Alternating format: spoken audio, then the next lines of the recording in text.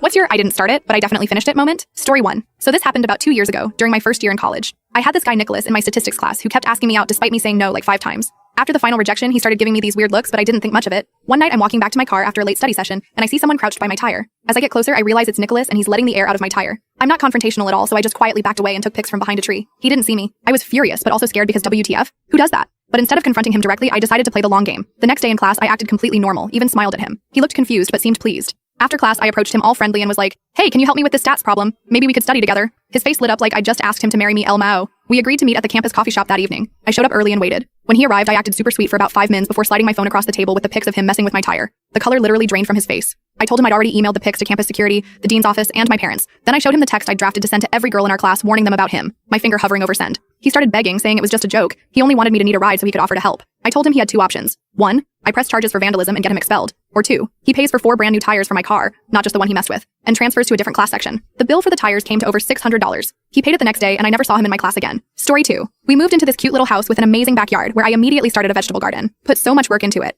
Built raised beds, installed irrigation, the works. One day I noticed footprints through my garden and several plants damaged. Weird, but maybe an animal? Then it happens again. And again. Always when I'm not home. After the 3rd time, I noticed some vegetables were actually missing. Like someone was harvesting my stuff. I set up a wildlife camera hidden in a tree and caught my neighbor Sylvia climbing over our shared fence and literally picking my vegetables. She even brought a little basket. The footage made my blood boil. Instead of confronting her immediately, I decided to do something different. I planted a new row of vegetables, but this time I planted ghost peppers and habaneros right next to my regular bell peppers. They looked similar enough if you weren't paying attention. Sure enough, my camera caught Sylvia coming back. She went straight for the peppers, picking several of the super hot ones along with some tomatoes. I watched the footage live from work and nearly died laughing. That evening I heard screaming from next door. Then her husband came pounding on my door demanding to know what I did to his wife. I calmly showed him the footage of his wife trespassing and stealing from my garden. His face went from angry to mortified in seconds. Apparently Sylvia had made a nice bell pepper salad and took 1 bite before her mouth was literally on fire. She had to go to urgent care because her lips swelled up so bad. Story 3. So back when I was in high school, there was this girl, Fabian's girlfriend, who hated me for no reason. Let's call her Lily. She was convinced I was trying to steal her boyfriend, even though I literally never spoke to Fabian. One day I opened my locker and find a small baggie of weed and a note that said, "I know what you did." I panicked because our school had a zero tolerance policy and I could have been expelled.